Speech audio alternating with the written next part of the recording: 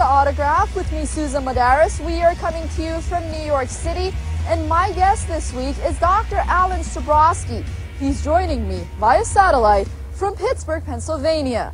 Join us. Alan Sabrowski is a writer and consultant specializing in national and international security affairs.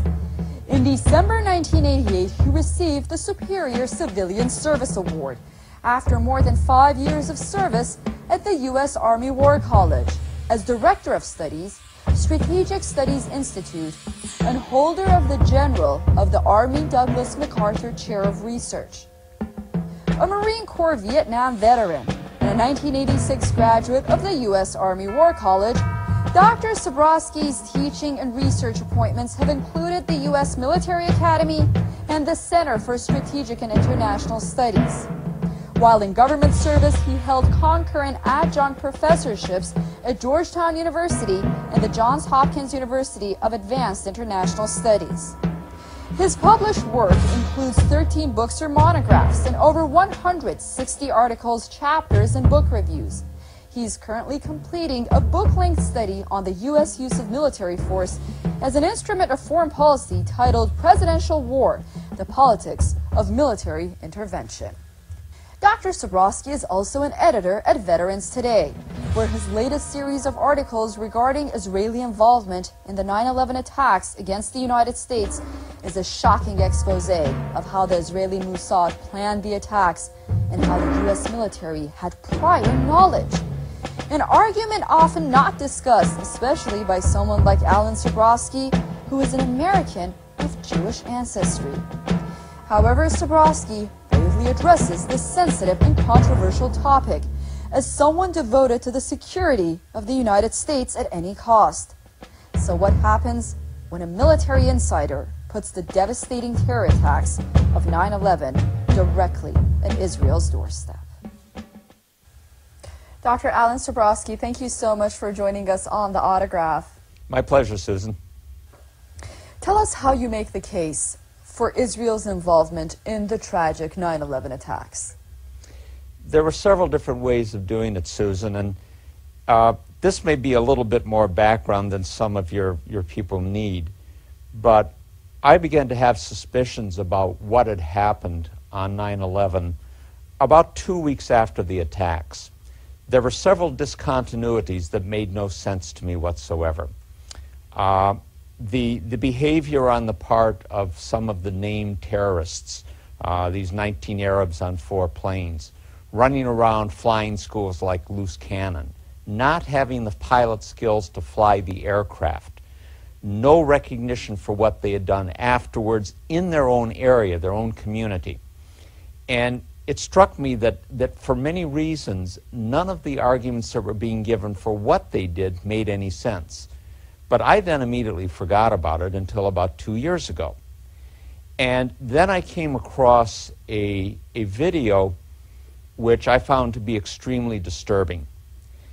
That video was an interview with a Dutch demolitions expert named Danny Jowenko.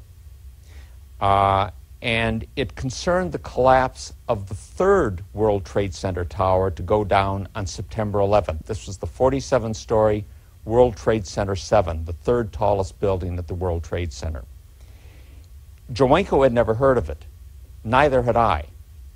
And when you looked at the building, you saw that there was effectively no damage to any face of the building. It had not been hit by a plane. It had not been taken major trauma from debris, and it went straight down into its own footprint in about 7 seconds in what was visibly a controlled demolition. You know, and it was pretty clear that whatever those 19 named Arabs on 4 planes, 2 of them at the World Trade Center, had or had not done, they could not have had any possible effect on that 3rd building going down. Shortly after that, I came across, partly out of my own curiosity, which this definitely aroused, and a very extensive video, both of which I've cited, by the way, in some of my recent articles, which were taken on 9/11 itself from what became Ground Zero, the base of World Trade Center 1 and 2, the Twin Towers, involving police, emergency services personnel, newspaper and television correspondents, and you can see and hear secondary explosions at the base of the World Trade Center buildings. Now, planes impacting at 800 to 1,000 feet above the ground are not going to cause secondary explosions at the ground floor. And this followed over into other reports, also there on September 11th, about vans in the area, white vans. In one case, a van was picked up by police and people arrested at the access to a major bridge. The van was filled with explosives, and the 2 people in it were Israelis. In Bergen, New Jersey, same day, a van with several people in it had set up cameras. Before the first plane hit, they were filming the Twin Towers, and they were celebrating. High fives. It was a good thing for them. Residents called police. Police arrested them. All 5 were Israelis.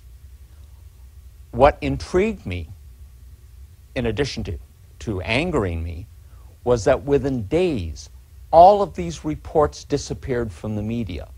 Most Americans don't know that a 3rd building went down at the World Trade Center. Most have never heard about the secondary explosions reported by CNN, ABC, Fox, and others at the foundation of World Trade Center 1 and 2.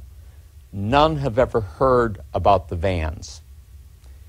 So I began looking at this very carefully, and one of the things that I began looking at was just what would it have taken for a special operations group of any particular nationality to have done 9/11, either by having taken control of the operation we have been told about, of the 19 named Arabs on 4 planes, or having run a parallel operation where you have 4 planes being hijacked, but there is another operation being done with those in concert. And I picked up three particular factors that would need to be taken into account. One was motivation, a second was expertise, and the third, the critical one, was access. Now, when it came to motivation, it's probably a very sad commentary on where we are in the world today, that there are an awful lot of countries and groups out there in the world that have either real or contrived reasons to hate America. It wasn't that way when I was a young man, but then many things weren't the same way now as they were when I was a young man. But almost all of the groups and countries that might want to do this only had a negative reason for doing it. They wanted to hurt us. The Israelis had a positive reason, and it's one that a number of their supporters had talked about from the 1990s on up, and what was called the Project for a New American Century, whose members included, by the way, later Vice President Richard Cheney, later Defense Secretary Donald Rumsfeld, and many of the so-called neoconservatives, most of them Jewish but not all, who came into the first Bush administration.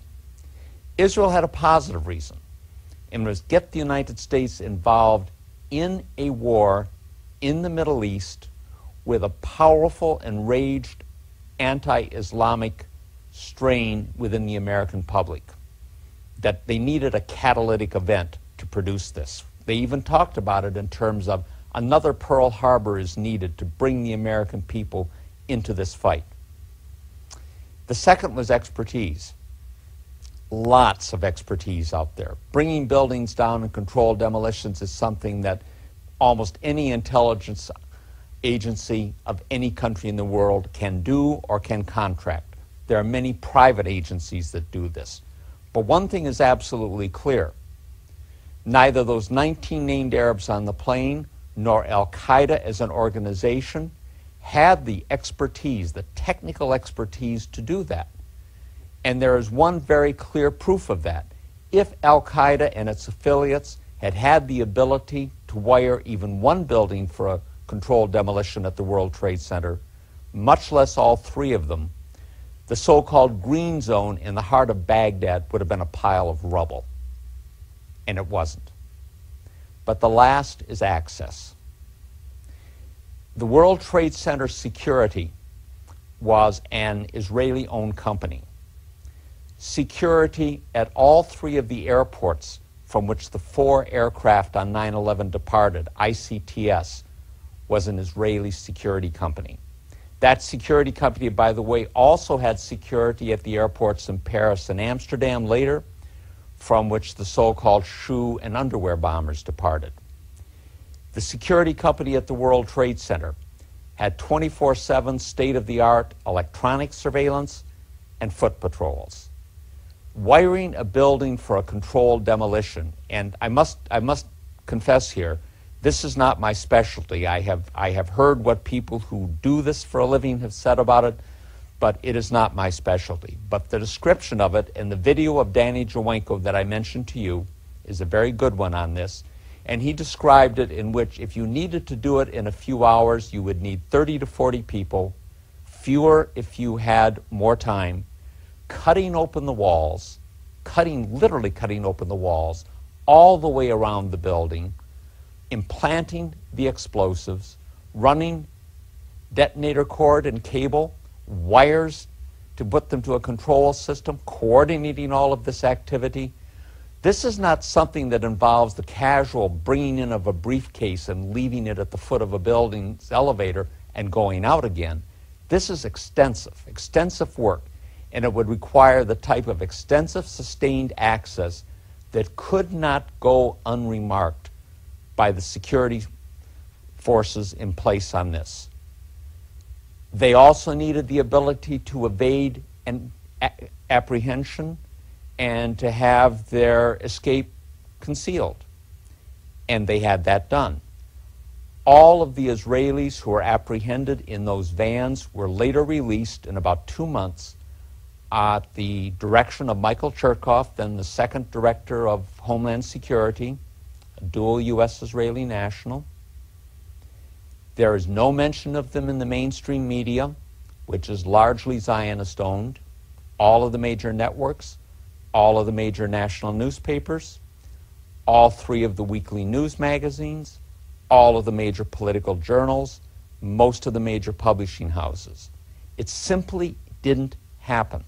The only thing that happened on 9/11 that was discussed in the media, that have been accepted by the government, that was described in the 9/11 Commission, are 19 named Arabs on 4 planes bringing down 2 buildings. And the rest of it, in Orwellian terms, has become a non-event and a non-story.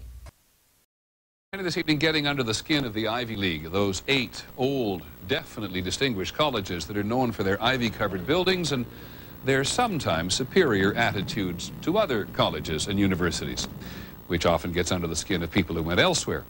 Yale University is 300 years old this year, and were you to visit its campus, you would see that it still has exotic clubhouses, which look like tombs where Yale's legendary secret societies meet. Their prestige and importance have largely evaporated, but the rituals are still a secret. And so when we heard that some enterprising characters had managed to spy on the famous Skull and Bones Society, well, we couldn't resist. Here's ABC's Dan Harris. The videotape provides a grainy glimpse into what appear to be the initiation rituals of a secret society that's been around since 1832, whose members have gone on to be leaders of Wall Street and the White House, the Senate and the Supreme Court. They're sort of trying to scare the initiates, make them, disorient them, frighten them. New York Observer investigative reporter Ron Rosenbaum accompanied a team of Yale students who shot these pictures 9 days ago. Rosenbaum's curiosity about Skull and Bones was permanently piqued when, as a classmate of George W. Bush, he lived right next to the Tomb, the group's heavily fortified home. From their perch, Rosenbaum and his cohorts taped the Tomb's courtyard. What they captured, they say, was initiates, known as neophytes, being forced to kiss a skull, then members performing a mock killing. It may look like your average fraternity nonsense, but Rosenbaum says it's not. Even though it may seem silly to us, it seems to mean something to them, and you can't argue with the success of Skull and Bones. True. Famous alums include senators John Kerry and John Chafee, to name 2, cabinet secretaries such as Averell Harriman, and 3 presidents, William Taft, George Bush, and George W. Bush, who's been reluctant to talk about Skull and Bones. Does it still exist? The thing is so secret, I'm not even sure it still exists. In recent years, by many accounts, the on-campus influence and allure of Skull and Bones has waned dramatically, and there is no proof that the rituals recently caught on videotape are the same ones performed by the current president. Still, Rosenbaum says the tape is a valuable artifact, an extremely rare view into the secret society that groomed the American ruling class for generations. Dan Harris, ABC News, New York. That's our report on World News Tonight. Don't forget Nightline.